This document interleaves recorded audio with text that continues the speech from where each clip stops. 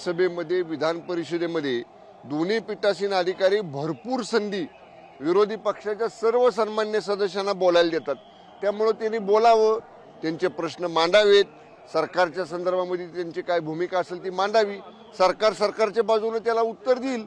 विरोधी पक्ष नेता नाही म्हणजे त्यांना बोलता येणार नाही असं बिलकुल नाही, ते बोलू शकतात। विधानसभेमध्ये विरोधी पक्षनेते पदासाठी ठाकरे गटाचे भास्कर जाधव यांचं नाव जे आहे जवळपास निश्चित करण्यात आलं होतं, मात्र आता त्यांचं नाव मागे पडून आदित्य ठाकरे यांच्या नावासाठी ठाकरे गट जो तो आग्रही असताना दिसतो। म्हणजे हे 2019च्या महाविकास आघाडीच्या मंत्रिमंडळाच्या रचनेसारखं झालं की सरकार बनवताना माननीय उद्धव ठाकरे साहेबांनी आमच्या आमदारांच्या बैठकीत सांगितलं की तुमच्यातला शिवसैनिक मला मुख्यमंत्री करायचा आहे आणि मुख्यमंत्री पदाचं नाव आलं तेव्हा त्यांनी स्वतःचं नाव दिलं आणि ते स्वतः मुख्यमंत्री झाले आणि एवढंच नाही तर चिरंजीवांना कॅबिनेट मंत्री केलं।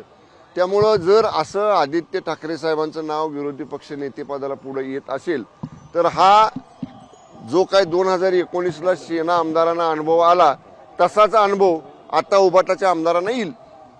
ओके, बेळगावमध्ये मराठी नेत्यांची धरपकड सुरू केलेली आहे, तिथे मेळावा होता त्यात बेळगाव ही नेहमीच कर्नाटक सरकार ही सीमावर्तीय भागांमध्ये अशा पद्धतीची दडपशाही